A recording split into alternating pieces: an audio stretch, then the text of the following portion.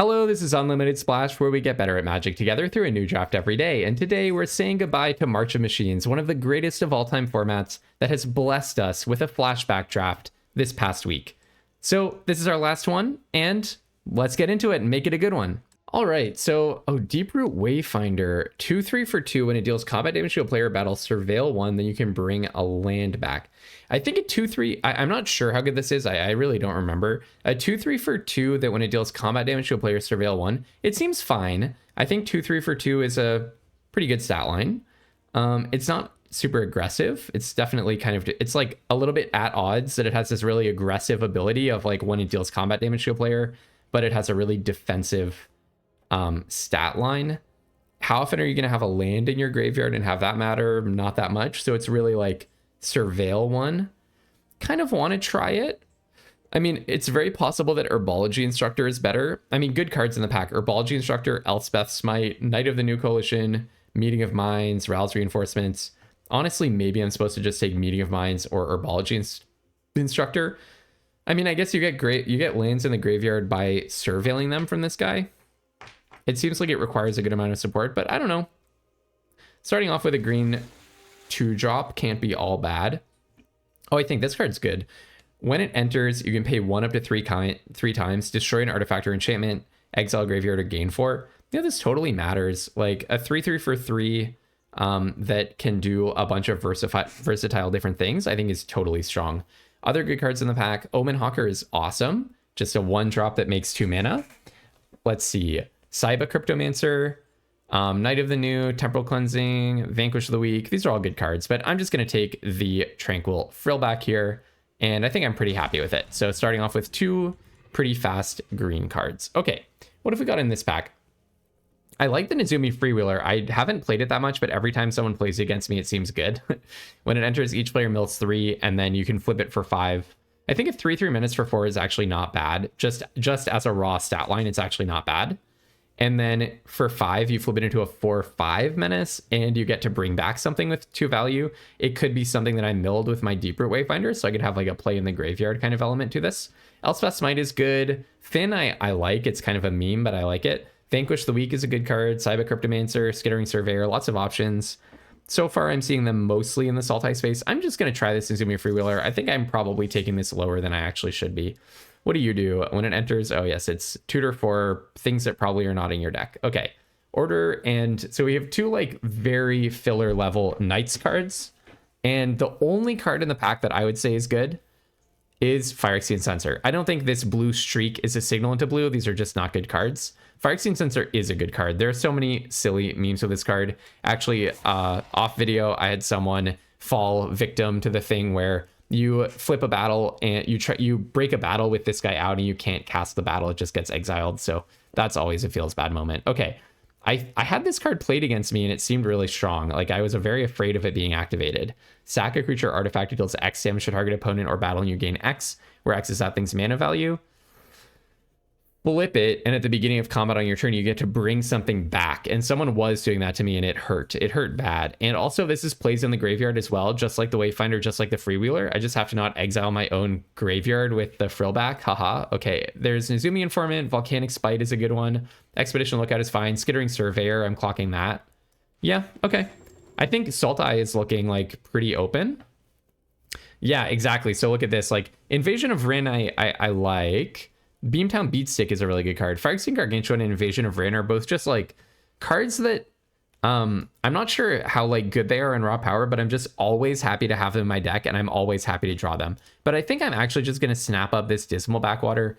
I think it's probably better than just going all in on the Gargantua immediately, and I really want to be attentive to signals. This Beatstick is also a signal.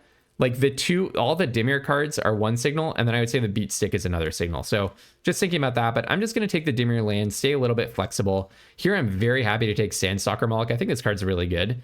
It's a 4/2 flash for 3, which is not bad if you can afford the very green heavy cost. But then when it enters, if they cast a blue or black spell this turn, which will happen maybe about like 20% of the time across all games, like they have to be blue or black, and they have to have cast a spell this turn, and you have to have your 2 green on tap, but like supposing you do, then you reveal a permanent from the top 4 cards and put it into your hand, which is just so good. that is just such a gotcha if you actually manage to get that off.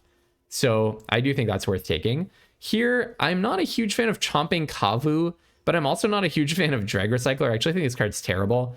This card's not good, even though it has 9 power. I think maybe I'll just take the Chomping Kavu. Like, it can get work done, you know? This is a card that you shouldn't underestimate too much. It's not a super high performer, but it can just, like, end games.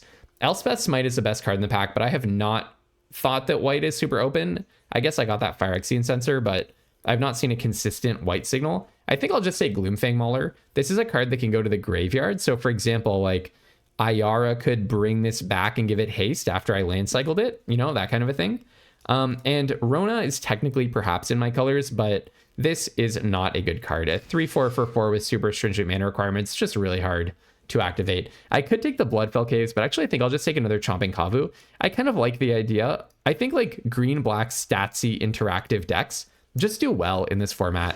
Just having Golgari stats can be a way to win. Okay, I'll take Elspeth's Might in best of 1. I can't really play Atrax's Fall. It's definitely the best card in this pack. And you know what? Maybe I don't end up black. Maybe I end up white or something if white ends up being super open. Here, I guess, I don't know, Protocol Knight is the best card. None of these cards are good, but Protocol Knight has a deck. The other ones just don't have any deck. Okay, actually, someone did get me with that 4/3 by sticking equipment on it and then giving it double strike from the Scald. So that definitely got me, but they usually don't have a deck. Marauding Dreadship is a signal, though. Like, I feel like green-black actually is contested. And look, a Beamtown Beatstick. Okay, so maybe I'm actually supposed to be green-red Stompy. I have a little bit more of a pull into black, but okay, never mind, everyone. Itali's here. So now my ramp has a like actual goal to it. My ramp has an actual goal, which is cast Itali. The Freewheeler, I mean, Ayara is still kind of sweet, but it is double black. And look, we just got a lot. Basically, we felt pretty cut out of black at the expense of red, getting a Dreadship pretty much last pick and a Beatstick very late. I'm expecting black to be open from the left, but it's very possible I end up in black somehow, but I definitely think I'm supposed to consider red now with strong signals at the end of the pack that red was open, and then we get a Itali in our pack 2 pick 1. So here there are a few different options. I think Invasion of Olgrotha is good if I do want to lean black, but now I'm really just trying to be red-green. I could take the Thrashing Frontliner, not a very good card.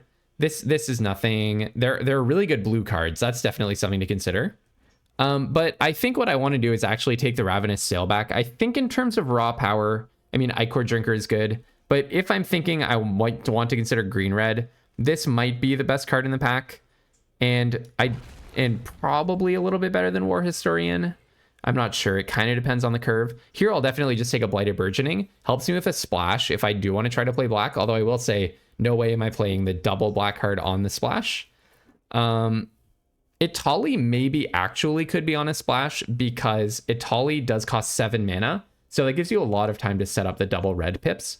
But anyways, Blighted Burgeoning also ramps me, and ramping me into Itali is essential. You really don't want to pay the full cost of 7 for this guy.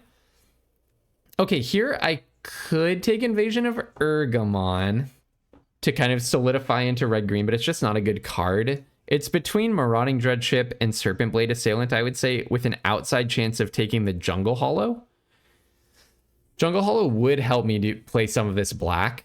I think I'm just going to take Serpent Blade Assailant. I think it's nice to just have, you know, some creatures that are hard to block. I don't know. Green-red is not looking so good, is it? Discard a card if you do draw 2. No, I don't think I want that. Scornblade Berserker is a really good card. So actually, maybe I am going to end up potentially doing some black stuff. This is a little bit of a mess. Well, I don't want to just belligerently get into red just because I opened a red bomb. And there's no red in this pack. I could take a Serpent Blade Assailant. Scornblade Berserker is much better. Okay, I do have so many 3-drops. I'll take a Serpent Blade Assailant for just postponing the decision for one more turn. Here we do have Marauding Dreadship versus another Scornblade Berserker. I think I might just take Skittering Surveyor, though. This at least makes it more possible for me to consider playing some of these. The other thing is I have like I have double green pips here, so I can't be too loose with my mana under any circumstances. I'm happy to take the Sandstalker Moloch, but we very desperately need 2 drops. I'm going to follow whatever color gives me 2 drops, I think. I'll take the... Oh my goodness, Norn's Inquisitor is so good. And white was a little bit open from the right, but I don't think I'm supposed to be jumping on the white train. Okay, so what if we say I could very possibly just be Jund? I'm going to take the Invasion of Urgamon because it does make a treasure, but not a good card. This card's also probably not good, although it is kind of nice in the statsy department, but yeah, none of these cards are any good. Actually, I probably should have taken the Herd Beast, the best of a bunch of bad options, pretty much. Here, I'll take Arachnoid Adaptation, I guess. Now there's Knight and Wrath, so blue-white is open, but you need to like open well to have a good version of blue-white. It's not enough for blue-white to just be open at the table. Yeah, I'm having a very messy draft. I am confident that green is open, but I need to get 2 drops. And I don't necessarily know that green-black itself is open at the table. It could be that someone on the other side of the table is playing the green-black color combo. War Historian. So here I'll take the Thrashing Frontliner. It is a 2-drop. I said I'll go whichever way gives me 2 drops. So hey, maybe it's going to be red. I will probably be playing a ramping mid-range deck. But okay, I still do need some number of early plays for sure.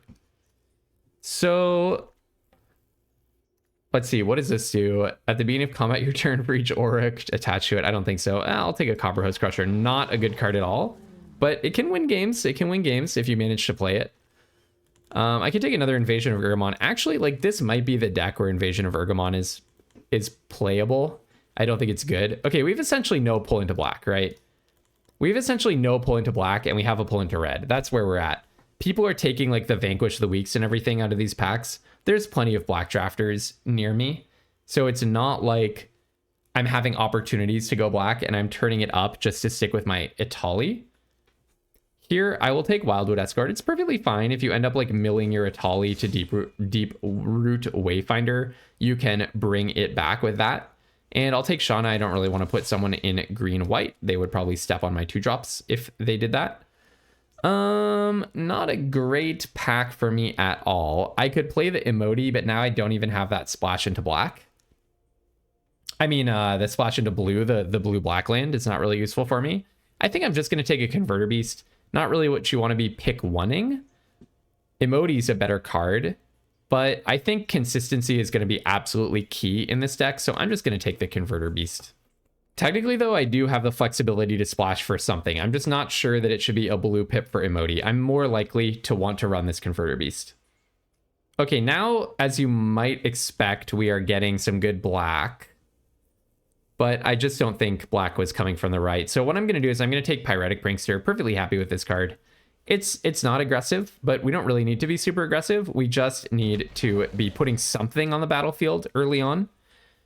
And this card's really annoying to attack into. Wow, now we're getting Xerex Strobe Knight. Yeesh. This was a tough pool. This was a tough pod. I did not get the impression that blue was this open, but it's only pick 3, but Artistic Refusal plus Xerex Strobe Knight plus Halo Forager kind of suggests that blue is being underappreciated at this table. Well, I'm more likely to want to play Overgrown Pest than to play Skittering Surveyor. Overgrown Pest is kind of awesome because it can find me Itali.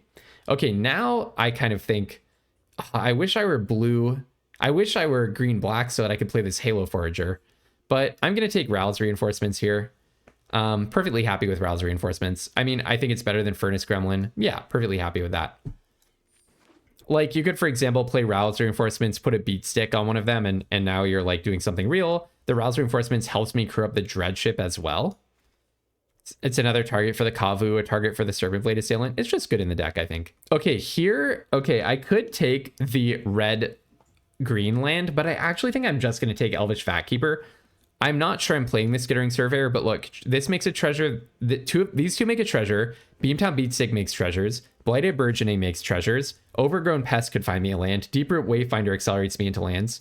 I really think I have the capacity to do a little bit of splashing if I want to. And I think this is better than playing Finn or the Furnace Host. The dual land would be nice, but The Elvish Vat Keeper is actually a bomb level card in my view. And there we go. I actually managed to get... Oh, wait, no. Voldaren Thrillseeker is super good, isn't it? I at least have a very high opinion of this card. I was managing to like copy its backup ability, which was totally sweet, but I actually think this is a really good card. I probably want it more than I want the dual land, to be honest. The dual land is nice, but... And Iridescent Blademaster and Thrashing Frontliner, there is actually enough red-green in that pack that maybe I'll wheel something. Very painful to pass 2 dual lands. Honestly, do I just put Quintorius in my sideboard? I'm not going to play War Train Slasher, right? Yeah, maybe I actually play the Quintorius, to be honest, because the thing about the treasures is if you have like 4 ways of consistently making treasures, or like Blighted Burgeoning, for example, you can actually splash into multiple different colors. Invasion of Alara. Oh, I wish I'd seen this in my pack 1. This card is so... I mean, it's not actually good. When it enters, you exile the top of your library until you find 2 cards of mana value 4 or less. You can play one of them, put one into your hand. Then when you flip it, target player draws 2, bring an artifact back, make a token that's a copy of a permanent, distribute 3 counters, and destroy something. It's not good enough for all the work that you have to put into getting there. That's the thing about it. It's not good enough for all the work that you have to put in. So do I actually... Oh, no, I actually do get Emoti back. I mean, Emoti is kind of sweet. I don't have really anything with mana value 6 or more. Itali does not need Cascade. But I guess maybe Emoti's a better splash than Quintorius, but I think I'm just not splashing either of them, to be honest. I'll take a Thrashing Frontliner. Actually, I don't know. I don't know if I'm going to run that. I kind of do need 1, 2, 3, 4, 5. I do need a certain number of things to do before turn 2. Invasion of Urgamon is something, though, if my curve is just going to kind of like go off after that. Maybe I don't play the Vat Keeper and I'm just using... Okay, actually, I like the idea of playing Trailblazing Historian because it can give like Itali haste, that kind of thing. Or like a Converter Beast token. I actually think, okay, maybe the treasures are not for splashing. Maybe I don't want to be sacking my treasures for splashing purposes. Dang, people took the red-green duelist. Well, probably whoever took that Invasion of Alara is taking every duel in they can find. Yeah, I think my treasures are for acceleration, not for splashing. That's my claim. Okay, so, you know, we have a pretty responsible red-green stompy deck. Nothing that excites me. Nothing that excites me, but hey, maybe we can get some good number of wins in our last draft of March of Machines. So I think this is our deck. Let's run it out. Okay, I can keep this, right? This hand has a future. I know how my deck wins, right? I know how my deck wins. It's by getting stats on the board and attacking. And finding a Itali, that's also important. So I'll keep this, gladly. I do need to draw a land, and there it is. Very nice. I actually don't even need to draw a land.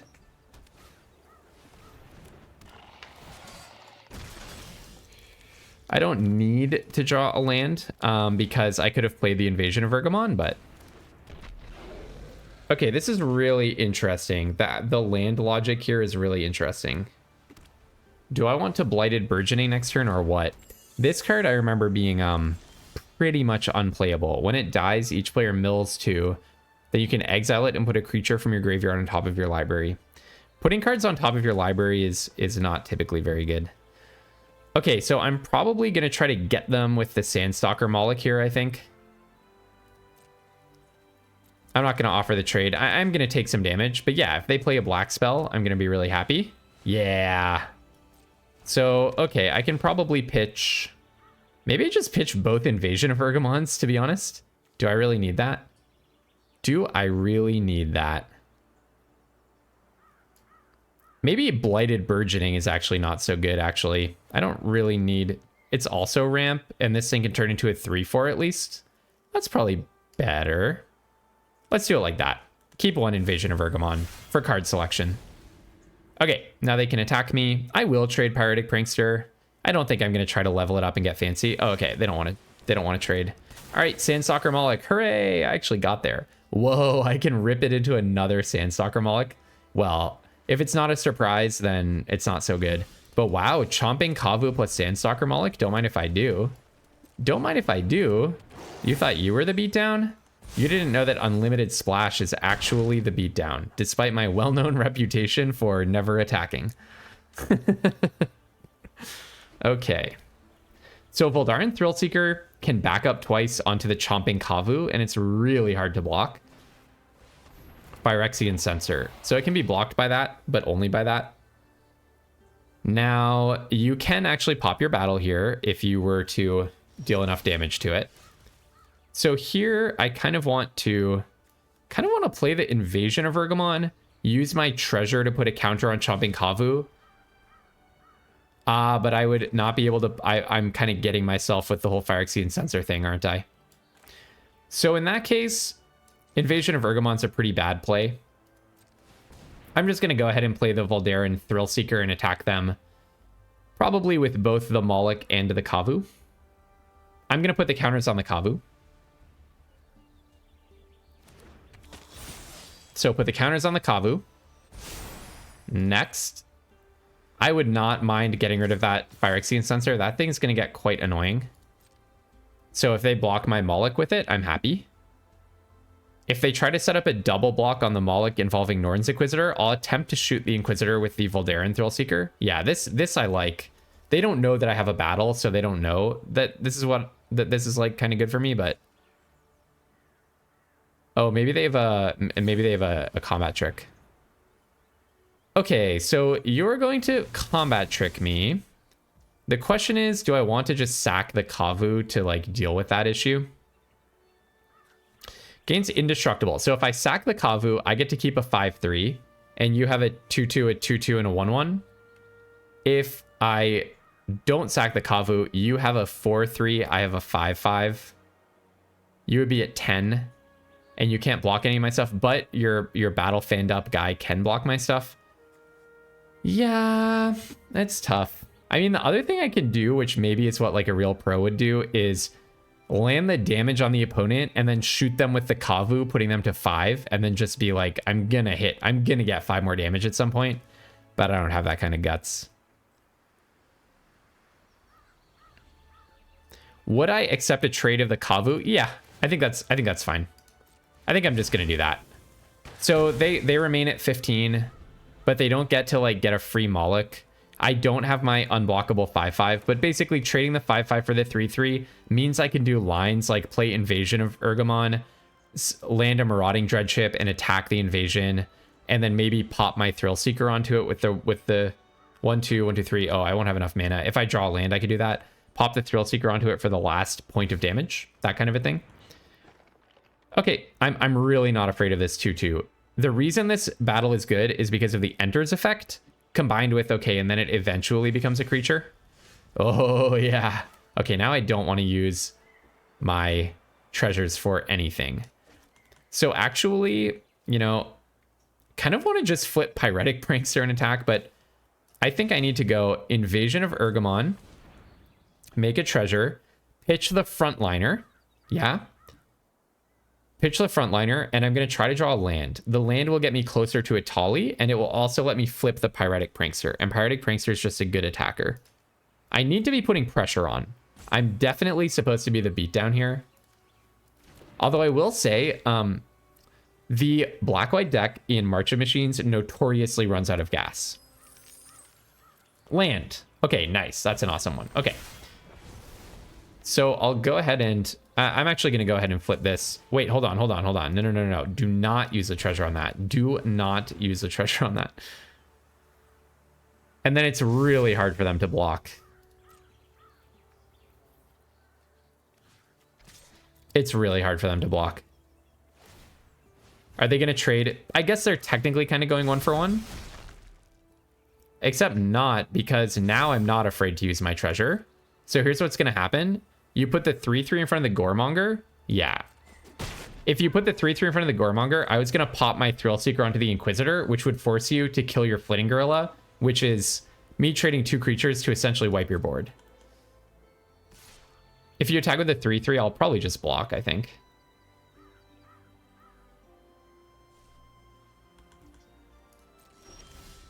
This is the one not aggressive player on all of Magic Arena.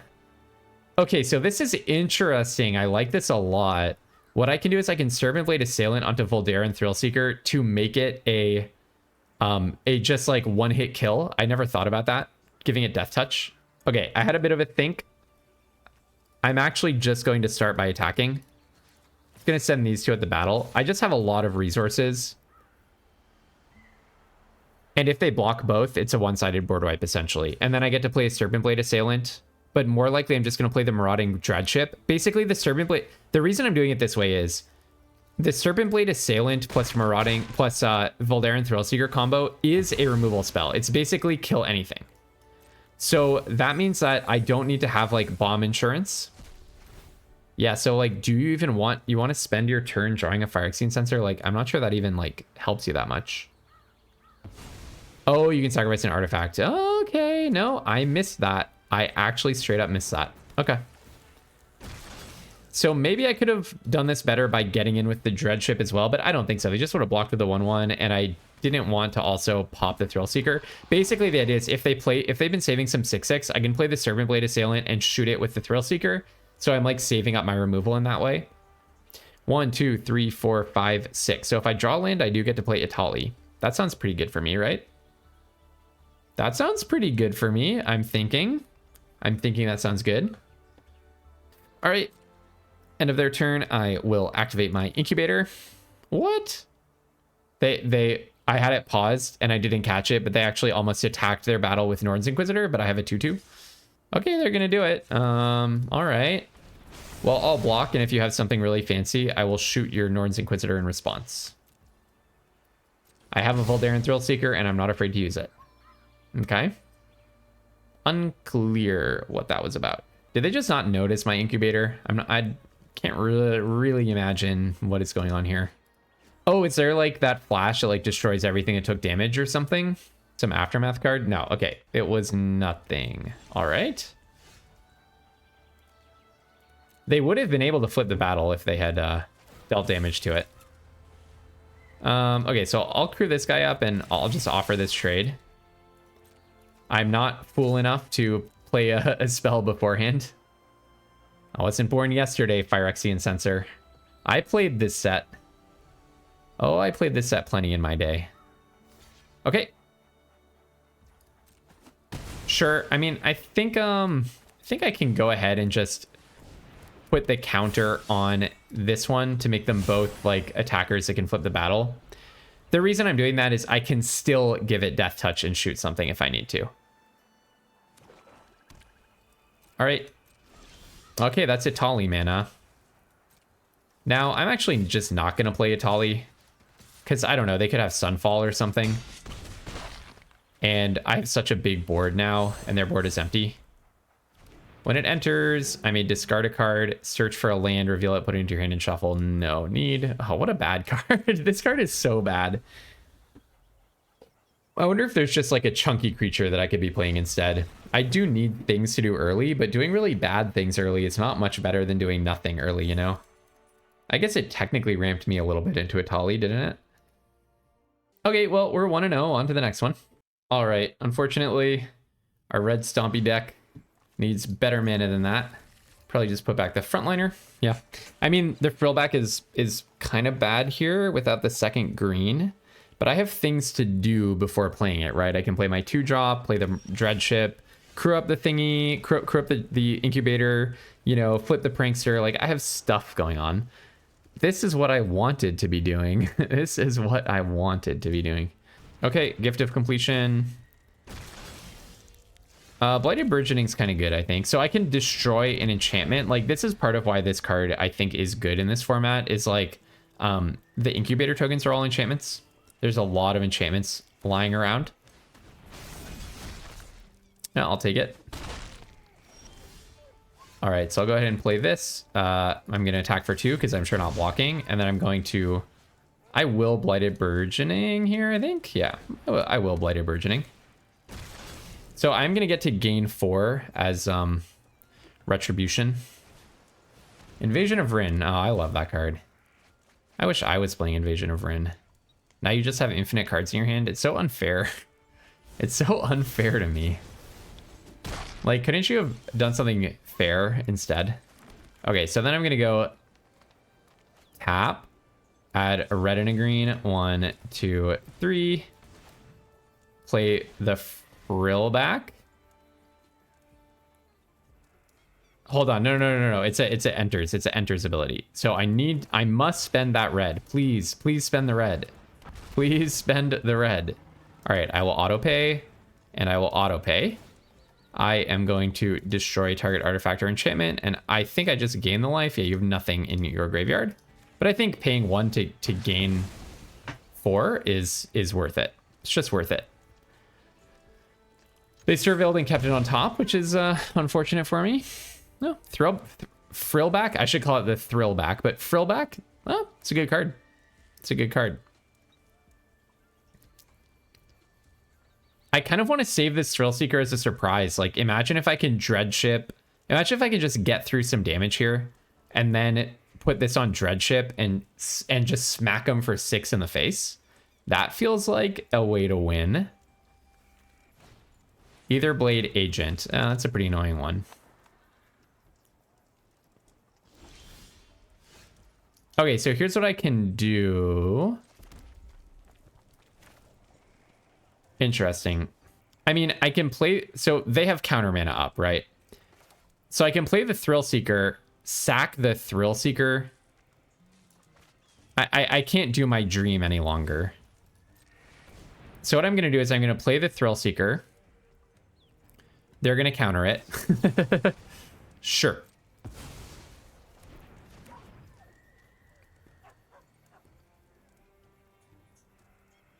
Then I think I play the Dreadship. I just don't think they're going to want to block this. So I'm going to play the Dreadship. I'm going to crew it up with the Pyretic Prankster. Because if this attacks, it will attack as a 3/3 after flipping. But I think they'll just take this trade, actually. It's too bad that my Thrillseeker got countered. Yeah, that's very scary. Them blocking that is very scary. That's probably not what I was hoping to see. That is not what I was hoping to see. In that case, I should have also attacked with the Thrillback. Well, if I also attacked with the Thrillback, they might just not have blocked. But now we're facing a Dimir deck that has 6 mana at its disposal. Okay, that's smaller game than I was concerned we would see, for sure.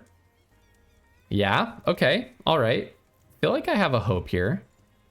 I feel this weird feeling that I'm not used to in playing Magic. This weird feeling called hope. No, Grafted Butcher. Okay, I completely take it back. I completely take it back. There is no hope left in my entire body. 1, 2, 3, 1, 2, 3, 4. Yeah, definitely. I just want to do that. No, Grafted Butcher is like bonkers. Although none of these are Phyrexians. Oh, that's a Phyrexian. It would make it a 4/4 Phyrexian. Oh, okay. What can I say? They're still at 16 HP. How did that happen? How did they get to 16 HP? Okay, I don't really want them to hit Invasion of Rin here. So actually, I should stop flipping things right now, and let's just go in with these two. Let's just go in with these two. Basically, I'm trying to look like I have a Volcanic Spite. I always think of Manhole Missile first from Turtles. All right, I'll definitely do the 2 damage to the Light Reaver Thallid. I do not mind that trade at all. Again, it scares me that they would do that because they could have flipped it, made a bunch of fungi, and then Grafted Butcher. That tells me they just have better things to do, and they're just focused on stabilizing to do those things right now. Because they had things that would be worth more value for them, I believe. All right, see if you want to attack me. That would be also scary. Okay, all right. End of turn, I'll flip this guy. Okay, now I need to find, like, Itali or something. That is not Itali. I hate to break it to you, that's very much not an Itali. Now the question is, do I want them to be able to... Yeah, I think attacking with the Goremonger is basically equivalent to attacking with 2 creatures. With a single interactive spell, they cannot get in on the Invasion of Rin. They would need 2 ways of dealing with my stuff. I am going to play this. And exile, so I don't get the dies trigger. Okay. And if I just attacked with 1 more 2/2, then they would just block with the Oracle of Tragedy. And I correctly read that they were not going to block with the 2/3 with the 1/3. Okay, now you're going to get to double grafted butcher, or the 2-2 with the 1-3. Sorry, the 3-2 with the 1-3 is what they didn't block. Okay, I'm going to double block. I mean, you know, whatever you have, you have. Cyber Cryptomancer, sure. I've lost at this point, I would say. I guess Itali. Itali is the way out. So let's go Itali. Let's go Itali. I mean, them countering the Voldaren Thrillseeker kind of is what took away the damage. That was the damage that I needed to get in under the Dimir control deck. Just didn't have it. So let's find Itali. Top of my deck, Itali. Let's go. Itali time. All right, they're going to bring that back. They actually don't have any... Okay, I mean... I could have had any assistance from my deck at the same time. But now they just have to draw anything and they can get 2 of it with their majoring. All right, hit me for 3. Oh, that's an Itali. Hi, Itali. Yeah, we actually did it. Oh, no way, dude. That's so awesome. All right, yeah, pretty good. Pretty good. I'm not sure what order I was supposed to put them on the stack in. Maybe I actually did this wrong. Actually, could I have done Eyes of Gata? This might have been wrong, but... okay, I'm going to hold the land for Nezumi Informant. Yeah, that was a good one. Basically, I probably should have... I wanted to spread my threats, so I probably should have put the Chomping Kavu on the stack. It enters... Then go into full control mode. This just would have been really hard, like in terms of the typing required in Arena or like hitting my keyboard. But basically go into full control mode, activate the 3-3, put the counter on the 3-3, and then I've spread my threats out better. So that was definitely a mistake, but it was also just like, I just didn't hit my keyboard fast enough and I wasn't sure how the interface worked. But hey, we hit Itali. I mean, that's what we needed to happen. And next turn I can actually flip Itali, right? 4, 5, 6, 7, 8, 9. I can even play my land and not take any damage. No, you're able to... Are you kidding me? Well, you know, good players with good decks are going to have answers. Obviously, I really wish now that I had spread the counter a little bit. Having a 4-4 is better than having a 3-3. So, that's unfortunate. So I don't get to flip Itali. It is kind of unfortunate that they had the land and the Halo Forager that they needed. They actually needed 2 draws to work for them there. But drawing a land is very probable, obviously. So, oh, that's a really nice draw. Okay, I cannot complain about any of my draws, though. Serpent Blade Assailant. I'll put the counter on this guy because it would have to be double blocked. Chomping Kavu. Put the counter on the other Chomping Kavu. Did I do this wrong? I might have put these backwards.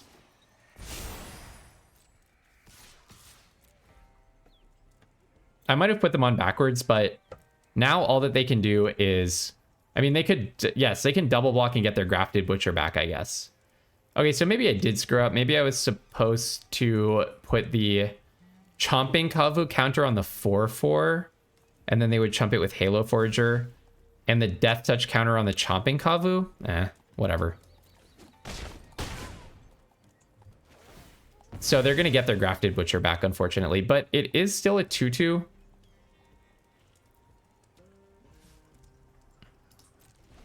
Yeah. Wow, if Itali didn't do this for me, oh my... Yeah, but their draws were perfect as well. They drew Halo Forager into Rona. Like, Itali's a splashier amazing draw to have, but those 100% just get the job done, right? When a sword deals damage to it, I exile a land and you get to play it. Okay. So if I attack with everything, Rona blocks the 4-4. You actually cannot flip this guy, so you take 3 and you have to chump there.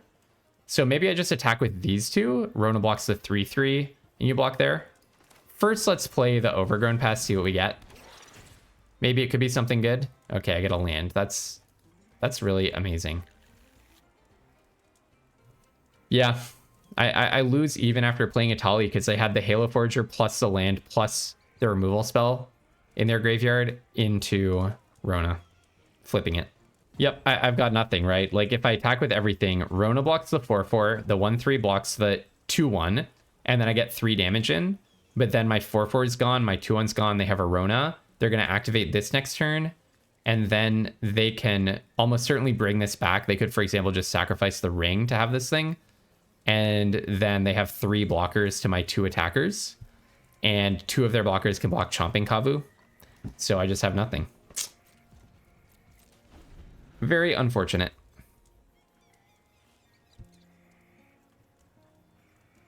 Well, it was implausible that we would even get this much of a shot at them because I did need to top deck a Tali for it to happen. If I had put the counter on my incubator, would it have mattered? I don't even remember.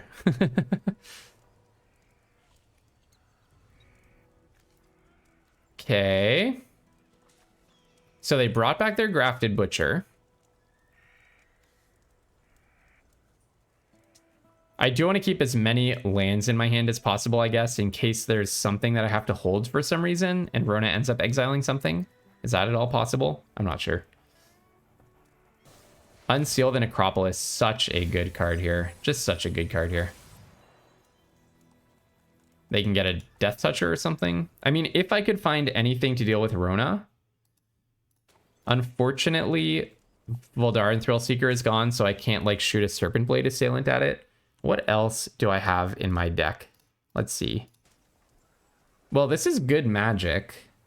I mean, no matter what, this was like a very engaging game of Magic, right?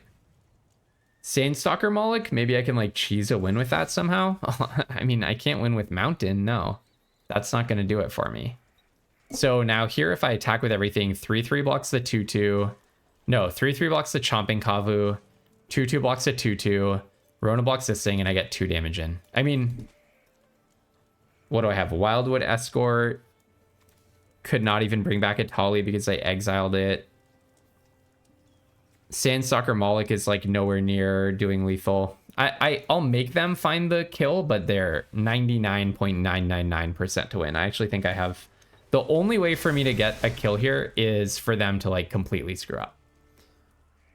To somehow like leave themselves dead to a Sandstalker Moloch, that kind of a thing. Halo Forager, we already knew they have. Go ahead. Playing Eyes of Gataxius. Okay, let's go on to the next game. This is boring. On to the next one. All right, very nice hand. A very, very nice opening hand. Beamtown Beatstick into Trailblazing Historian into Marauding Dreadship. I think I play the Historian over the Reinforce... Actually, no, I'll play the Reinforcements because then I can activate my Dreadship. I'm on the draw, but I can activate my Dreadship turn 3 if I want to. With the Rouse Reinforcements. I do love the Beatstick. This card is just... This card is a beating. All right. A person of taste, I see. You also are playing Invasion of Urgamon to have something to do in the early game in your green-red Stompy deck. This will be a worthy mirror match. Pitching an Invasion of Urgamon, yeah. I could have done that in a previous game, right? All right, I'm going to Rouse Reinforcements because it lets me activate my Dreadship next turn. They might play some silly little guy that I don't want to trade my Dreadship for, but we'll see. Maybe they're going to play a Dreadship. Then Rouse Reinforcements was really good. Wow. Wow. Okay, so my Dreadship is... Wow. I'm going to have to trade my Dreadship plus something else. Wow. This is horrible for me. Well, this draft is starting out incredibly rough. This thing has trample, so they are going to flip this. At least this card sucks. Like the backside of this, when we flipped it, I had like...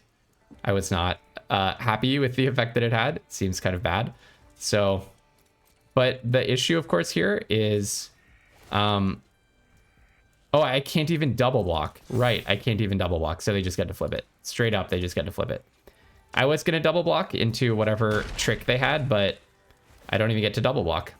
Because I have to crew 2 to activate this guy. Well, I'm just sunk. Like, Rampaging Geoderm was just too good for me. Okay.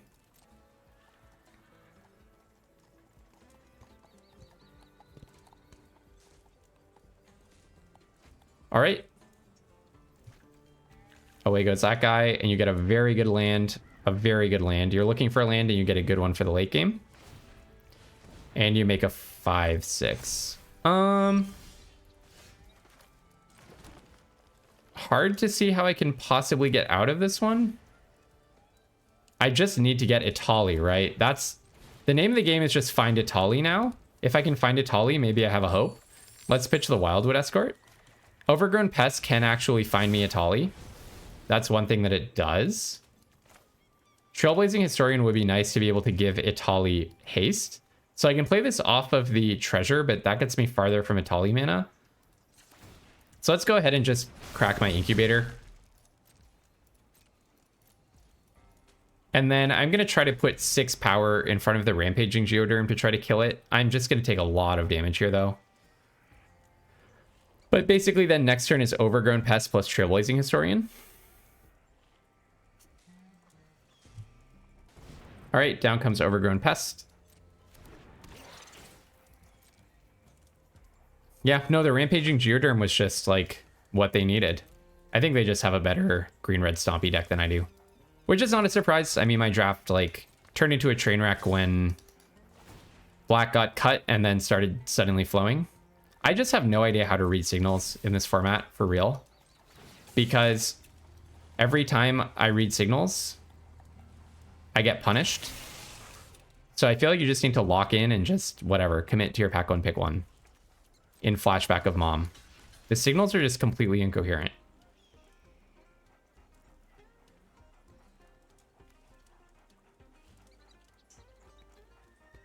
All right, on to the next one. All right, pretty bad hand, but I'll keep it.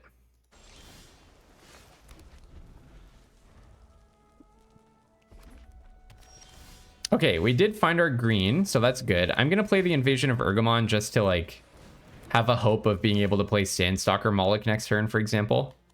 Let's probably just pitch Ral's Reinforcements, I think, because I just have bigger fish to fry now. Oof. Wow. Well, Sandstalker Moloch can find me a forest, right? Probably. Probably.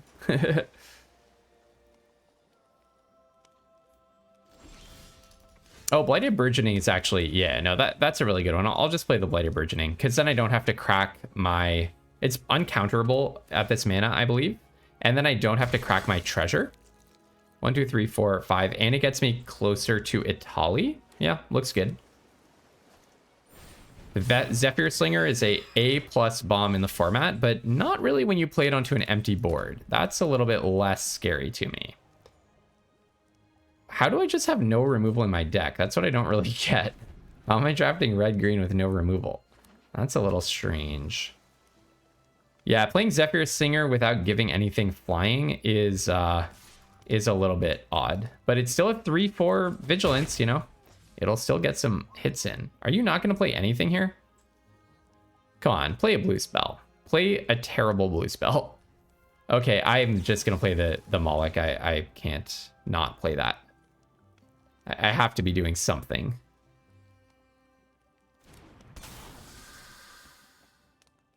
And then I'll go ahead and flip this. I mean, I guess their hand is just full of like 100 removal spells, right? Sure.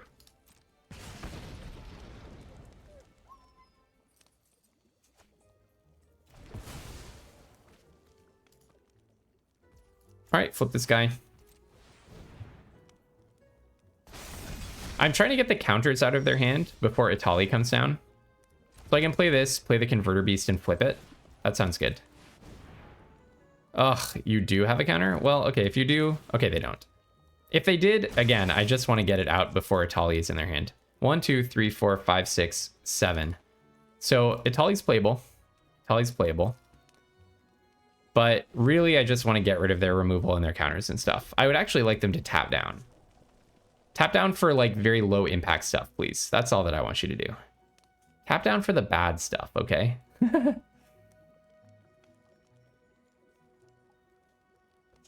Just tap down for bad cards.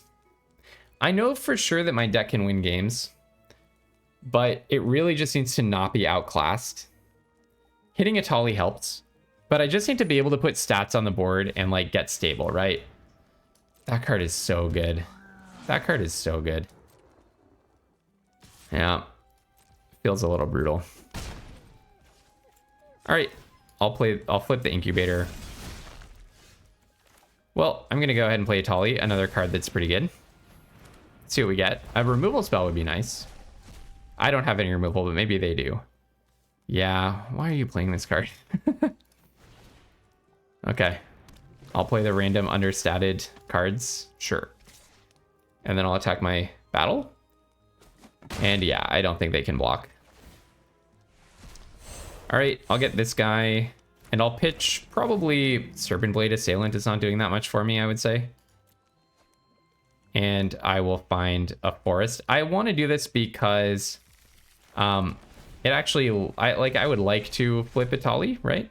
Okay, you may have an Omen Hawker. Your opponent won't be able to cast. You may have an Omen Hawker, thank you. I don't really want your Zephyr Singer to get an extra power and be dealing extra damage to me, but Omen Hawker sounds fine. 1, 2, 3, 4, 5, 6, 7. Wait, 1, 2, 3, 4, 5, 6, 7. Okay, yeah. I need whatever Overgrown Pest finds, and then something to flip Itali. So I might not even be attacking with Itali here, actually. Baral and Karizev has First Strike and Menace, but they can still just block it. Deeproot Wayfinder is about as weak as I expected in this first time that I'm seeing it. Okay, that's actually not bad. So I'll go ahead and play this. Find something, who knows what. Probably just a land.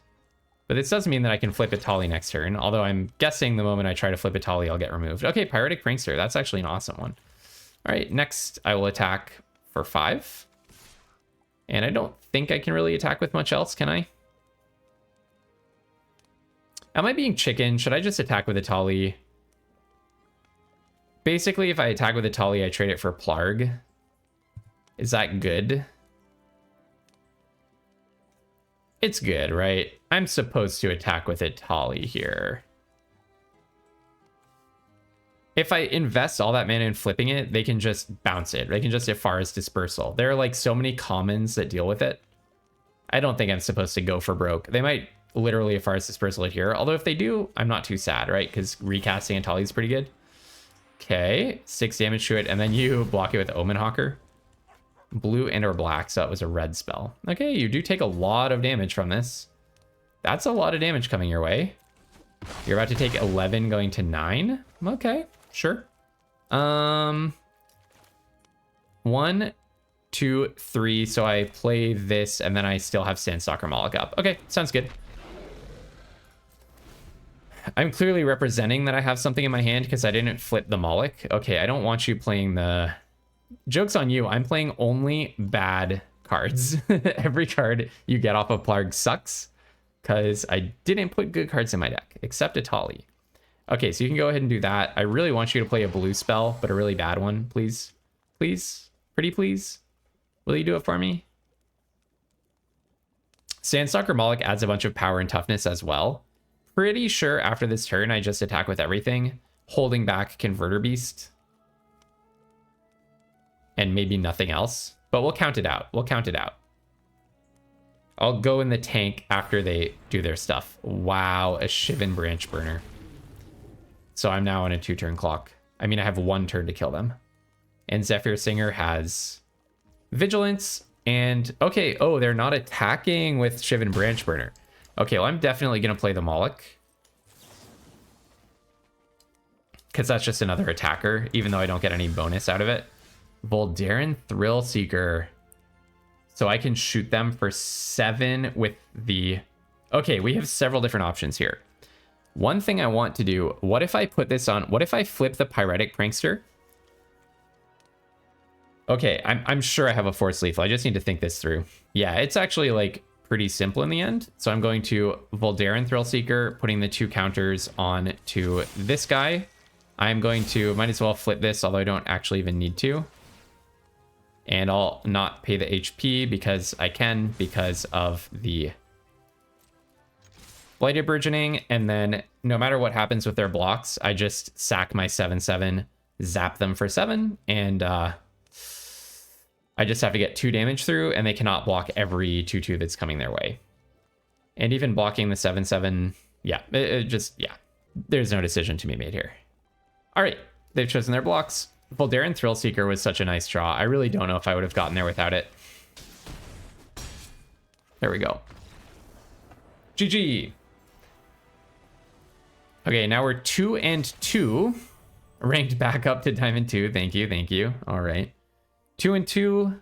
On to the next one. I really hope to win this one because there's a big difference in gems between 2 wins and 3 wins, let me tell you. 250 versus 1,000 gems. Yeah, let's try to get that. All right, perfectly respectable hand, I'd say. Yep, perfectly respectable hand. I have some good stuff to do here. I hope this person activates my Sandstalker Moloch more than the last person did. They were really good at only playing red spells when I had Sandstalker Moloch up. Here, I think I do just play the Thrashing Frontliner, and then turn 3 I'll play the Pest, and then... Actually, turn 3 I'll probably hold up Moloch, won't I? Oh, they're another blue-red deck. I mean, maybe I play the Invasion of Urgamon.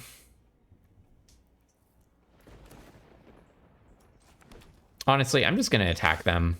I'm not, like, racing to flip Invasion of Urgamon, desperate to get some 3-4. I have way more advantage to gain. This is just a good trade for me because my card is just way worse. I'm, like, reluctantly playing that card.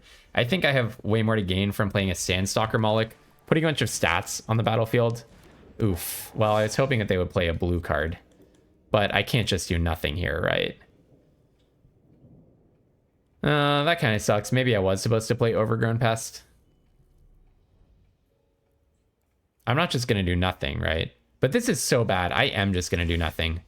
Yeah, okay. I obviously misplayed that one way or another. Like, not playing my Overgrown Pest turn 3 is so bad. I just had, like, high confidence that they were going to play something blue for some reason.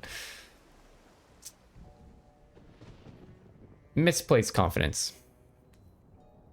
Skipping turn 3 is terrible, like not playing Overgrown Pest, but I don't think I'm supposed to just land Sandstalker Moloch as like a horrible attacker and a horrible blocker. That doesn't sound right. Okay. Attack me for 3. Sure. This card can be immensely aggressive. Okay, I'm going to go ahead and play my Overgrown Pest now. I've learned my lesson. Okay, good. I was worried I might flip up Itali and then I would have a tough choice to make. Play this, and I'm just going to flip the 5-5, and I really think I'm the beatdown, so I'm going to attack you.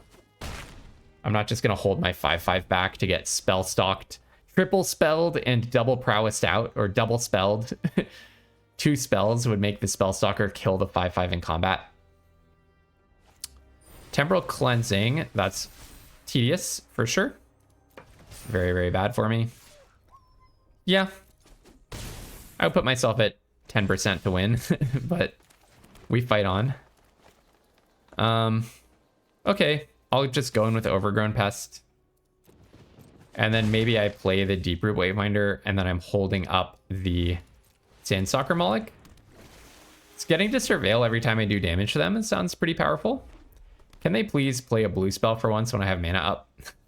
I don't know. Does everyone know about Sandstalker Moloch and they're all playing around it? Or is this just like a observation bias thing? Let us see. Let us see. Invasion of Kaladesh. You're a blue spell. Thank you. Thank you, thank you, thank you. Okay. You make a 1-1. And then you're going to attack, I assume.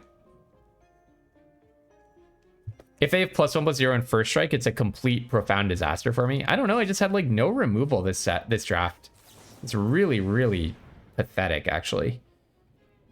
Now, do I even double block? That's the thing. Another Sandstalker Moloch. Maybe I take the Wildwood Escort 4, 5, 6. Kind of like the idea of another Sandstalker Moloch, to be honest. It makes it so hard for them to play stuff. 4, 5, 6. Yeah, I don't think that other card's any good. Okay, so if I double block, then they play a single spell and my guys die. Well, they're going to play a single spell, right? So actually, I'm just not even going to block. Oh, this Spellstalker is so annoying. The blue-red spell deck is super fun. I wish that I were in that deck. Oh, this is a non-creature? Yeah, that's interesting.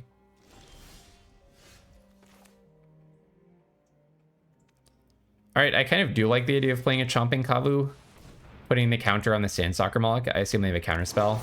They don't. Okay, that's nice.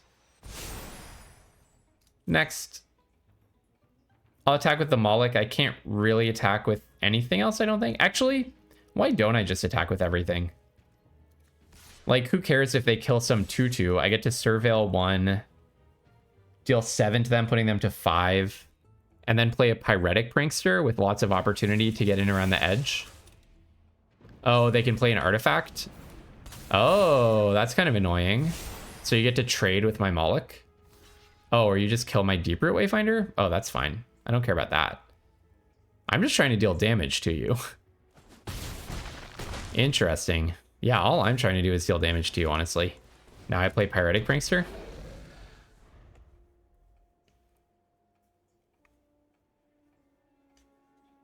Oh, but they just have a removal spell for the Moloch. I really want my backup guy that can shoot someone in the face. That's my ultimate direct damage. I've called this card completely unplayable many times. I think the exception is the blue-red spells deck. Like, yeah, if you have a Gataxian Spellstalker out, that's totally sweet, and then you can just start drawing cards. Yeah, that's like the exception. My opponent knows what's up. They're doing it right. They are doing it right, for sure. Now you get to attack it and flip it. Oh, that's horrible for me, of course. That is horrible for me. Do I even just double block? No, because that thing can't even block my my Chomping Kavu, eh? I mean, I definitely am just going to attack. Oh no, the Ether Wing or whatever can block my Chomping Kavu. Okay, interesting. Very interesting. Very interesting. This strikes me as highly aggressive. What's going on? What do you have for 1 red? I'm almost representing lethal now. That's almost lethal for me. So I'll make a treasure, discard a card and draw a card, flip my Pyretic Prankster. Chomping Kavu is unblockable, so I just need to get in 2 damage. What do they have here? Okay, now I'm actually really intrigued. Oh, this guy has haste? Yeah, I don't mind if I do. What did they have? Aren't I representing lethal right now? I'm getting in 3 damage.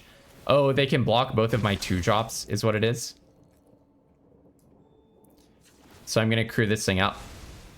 They could have blocked both of my 2-drops. Is that why? Like, this chumps a 2-drop and that blocks a 2-drop? I don't know. This strikes me as too aggressive. I'm quite surprised by this turn of events. Now I go in with the team, but I hold back the Converter Beast.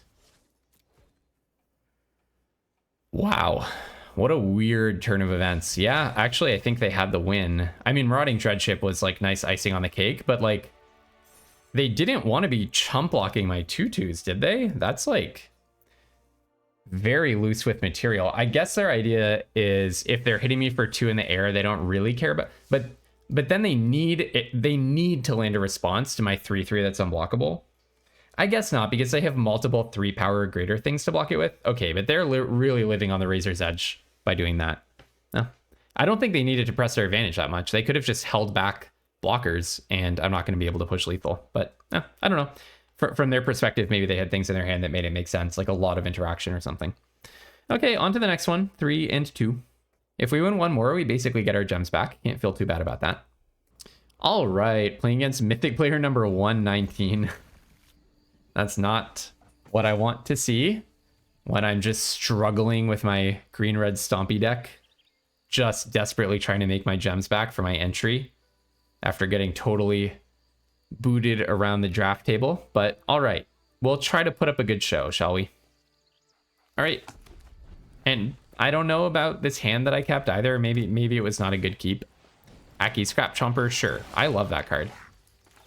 I'll probably just go for Thrashing Frontliner. Just trying to put stats on the board, basically. It's a little bit more statsy than Trailblazing Historian to start off with. Oh, another blue-red spells deck. Okay, I quite like that. I do think they're just representing a counter spell here. So let's play Trailblazing Historian and just not give them a counter target. You're not going to counter that. There's no way. There is no way that you will counter that. Now I cannot activate my Frillback, unfortunately. I'm hoping they just play something and I can play my Converter Beast. Marauding Dreadship, so you're an aggro deck. Interesting. Very interesting. Okay, so I definitely just... Thrillback would be awesome because I could kill the Dreadship. I think I just play the Converter Beast and attack with a 2/2. Hold back my Historian to block. I kind of like the idea of just trying to Thrillseeker them to death. That feels pretty strong. The idea is basically maybe I can get this 5/5 in at some point, make it a 7/7, and, you know, dome them for 7. That's my hope. Who knows if that will ever come to pass, but that's my hope. Okay, they're still holding up their silly little counterspell.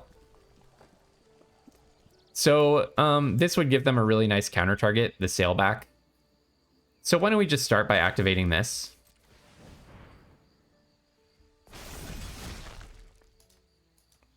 I see they're trying to double block me. That's not very nice. That's not very nice. I really don't want to get countered. I don't really want to get double blocked down. So let's just go in with the frontliner. Maybe I should also go in with the historian. But I kind of like this attack. It's like so awkward for them. Kind of keeps them doing nothing. Okay.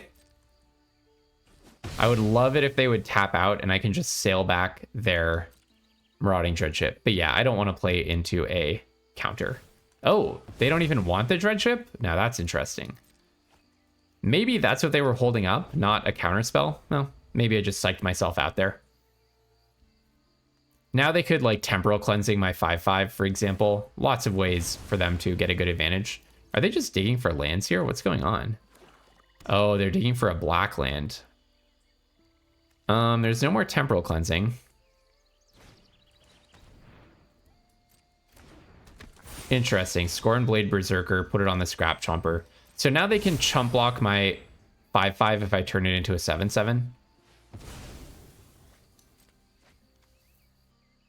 So maybe I just want to go for the sailback. I still want to keep this Thrillseeker idea as a surprise. Yeah, it doesn't look like a counterspell, does it? So I'm going to play this, give it haste. Actually, technically, I could just play the Frillback, give it haste. I don't think their graveyard is going to matter. I don't think me gaining life is going to matter. So maybe Ral's Reinforcements is just better. And the sailback can still destroy an artifact or enchantment. So I can't pay anything. I'm going to give this guy haste. Next, crack in with these two. They're going to block the 5/5, sack the Berserker, and draw a card. But I have a lot of haste going on. Like, I just have a lot of little tricks now. If I can get them down to 7 by some miracle, then I can just shoot them straight up with my 5/5. They sacrificed a lot of lands to try to find black. I guess they're mainly red-black, not actually blue. They just happened to draw all their blue stuff early.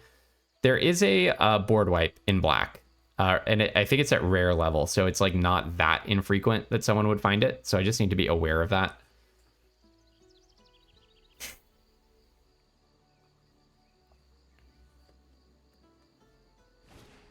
Halo Forager, bringing back what? Nothing. Oh, Ral's Reinforcements. Oh, yeah, that's pretty good for you.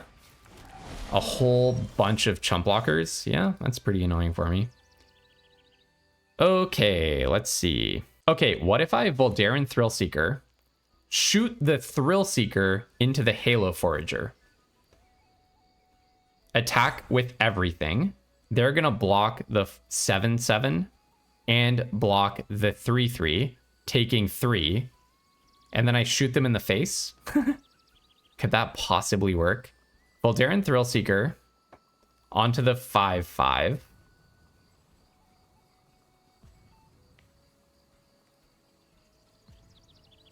Can I get 5 damage in around the edges in any possible way?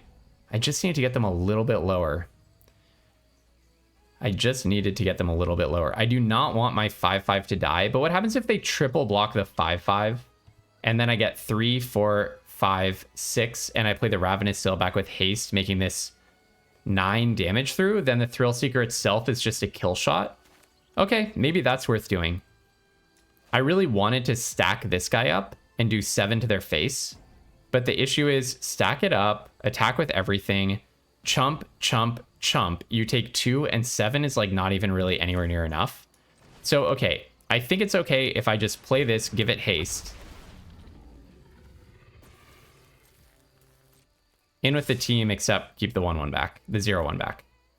I don't think they're going to triple block. I think they're going to, yeah, this makes more sense to me.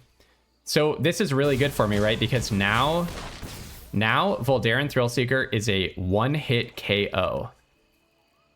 The only question is whether they have a board wipe or interaction for the 5/5. But we have a crystal clear plan. If they just play a bunch of blockers, I'm going to stack up my 5/5 and shoot them in the face with it. Is it actually going to work? We'll see. I imagine they have like a destroy target creature. When it dies, it deals damage equal to its power to any target. Scornblade Berserker? Oh, so you can deal some damage to my stuff and draw a card? I don't mind if that's how you're spending your mana. I actually don't mind. If they tap down, I'm going to go for the Thrillseeker. Like, what I want is for them to tap down without killing my 5/5. That would just be perfect. That would just be perfect. Okay, we've really narrowed the space of removal that they could have. They could deal with what I'm trying to do here. I feel like they're just digging and digging and digging and digging, you know? Do I just go for it? What could they have? You know what? I'm going to take a look at the list of cards in this set. I don't think there's anything. I just don't think there's anything. They could have deal 3. That's all I'm aware of. There's no blot out for multiple reasons. There's no destroy target creature with power 3 or less. There's no instant speed life gain that I'm aware of. Yeah, we got him. We took down Mythic player number 119 with our very mediocre green-red Stompy deck. Well, it's a nice accomplishment for our last March of Machines draft. Yeah, I didn't think I was going to get there. They just like couldn't really establish a board presence. I think they got mana screwed. I think they were in Rakdos and they just happened to draw like a bunch of their islands. But yeah, feels good. Feels good. Got my gems back. All right, feels good. Feels good. All right, Forest. Then we can play Deeproot Wayfinder, and that's going to hopefully accelerate us into our lands. I just wanted, like, I'm a little disappointed by my deck, not because of its power level or its early performance, but because it's my last draft of this set, and I love this set. No way, are you kidding me? Well, okay, we have opportunities here, right? We have opportunities here. So what I'm going to do is I'm going to make a treasure. I will discard probably... the escort can bring something back, and the sailback is not very good in the first place. So yeah, okay, we hit our land. And then they can flip this for 4, so not quite yet. So do I just offer the trade? Yeah, because like Wildwood Escort can bring the Wayfinder back. So actually, maybe I do just swing it at this guy because Serpent Blade Assailant can make it crack the battle next turn. Okay, that's fine. I don't think that card's actually particularly good in the first place. I would probably rather have an Aether Blade Agent in play. But now I really want to get a Tali. Oh, Squee the Immortal. I used to try to play this card so freaking much at March of Machine Friday Night Magics.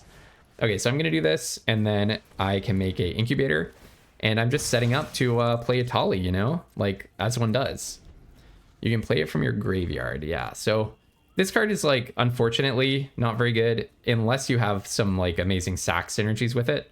But those are really hard to assemble in the format. Where are we at in the turn order? Unseal the Necropolis? Oh, what? Just getting back your Aetherblade Agent? Yeah, you really want to save that for later in the turn. But I don't know. Maybe they know something I don't know.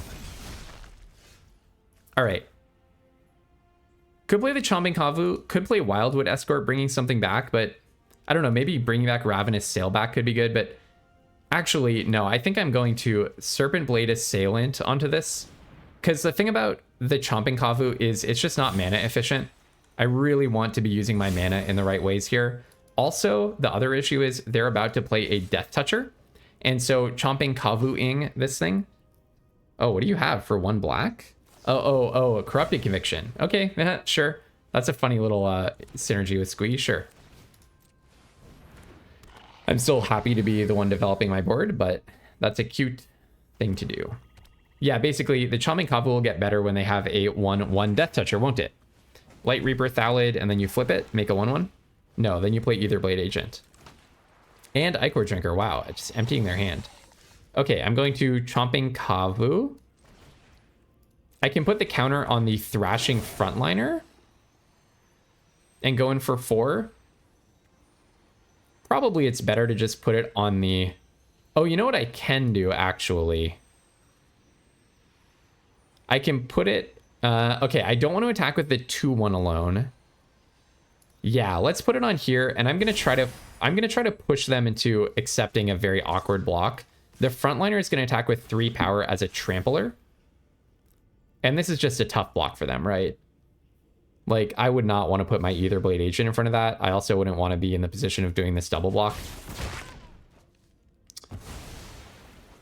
It's such a meme because I think this battle is really bad. Like, I don't care about getting to flip this. I guess I can get another Invasion of Urgamon, but it would be good if I had a good battle. I guess what I didn't think about is... Okay, Deadly Derision on that is nice. What I didn't think about is that you really want a good battle if you're playing this card. So now, let's see. I can't really attack the battle because I don't really want to trade a 4/4 for either Blade Agent. That's kind of getting outside the bounds. So maybe I'll just grab my Chomping Kavu back. That kind of sounds right. That's a fine hand. A fine turn. I mean, I could also get the Ravenous Sail back. I think I just want the Chomping Kavu. It's going to get me a 3/3. 1, 2, 3, 4, 5, 6. So I play this, and then I can actually run out of Tali if I draw it, which is a very important thing to be able to do.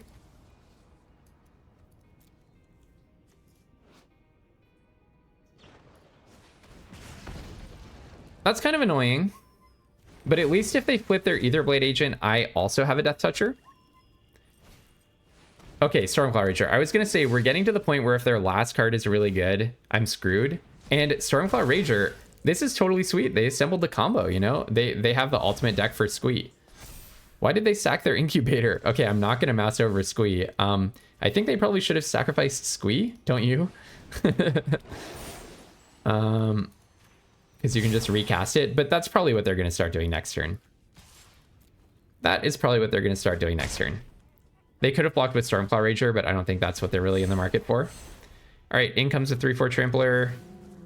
I think I'm in pretty big trouble. Do I discard this to get another one of those battles? Would I rather have the battle than Ral's reinforcements? I don't think so. I'm going to go with no. I think I'm just sticking with the 3/4. Pretty weak, obviously. Pretty weak overall. I really just want to draw a Tali. That's all I want to do. Because now they're just looping Squee and Stormclaw Rager, drawing 2 cards every turn. Yeah, okay. I still don't really get why they sacked their Incubator, but... Maybe they...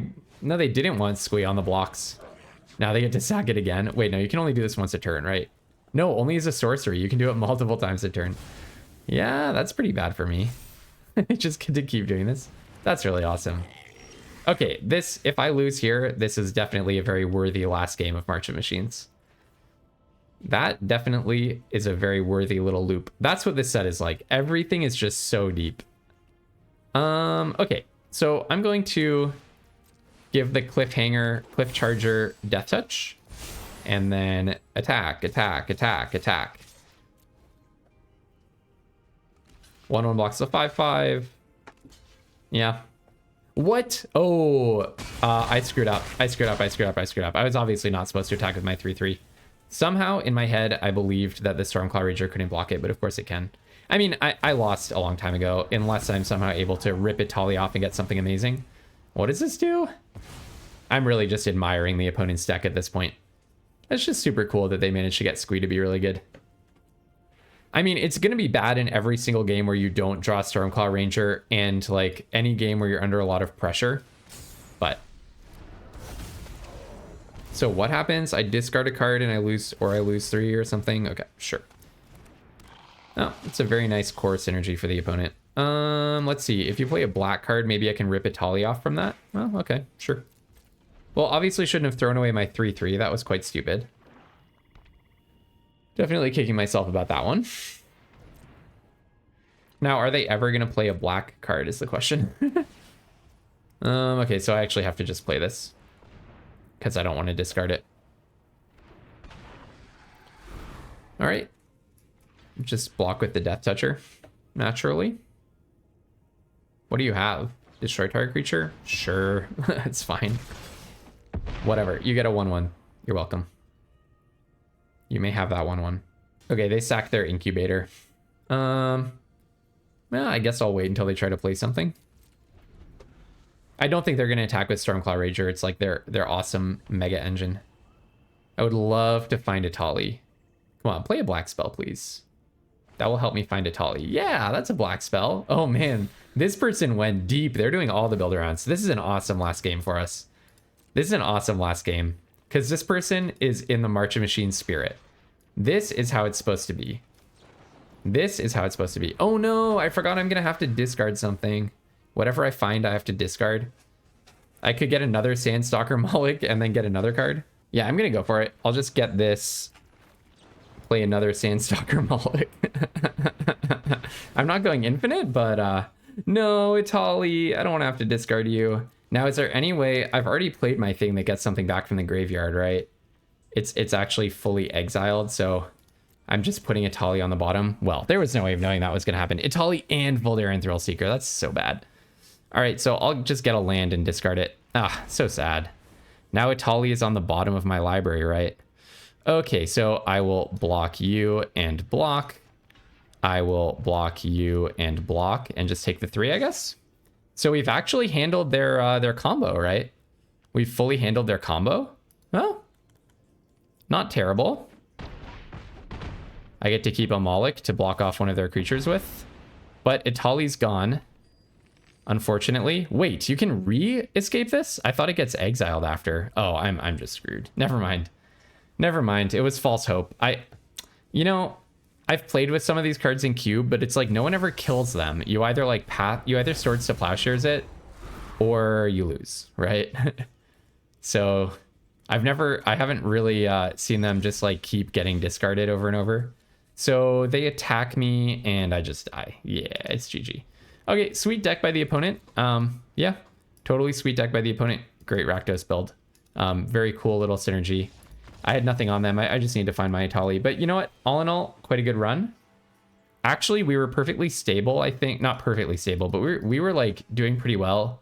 If they hadn't found the Moloch chain was like enough to stabilize us if they hadn't been able to just re-escape that guy. But no, totally sweet. So this deck kind of sucked, to be honest. I wasn't very happy to be in this lane, this like very boring lane.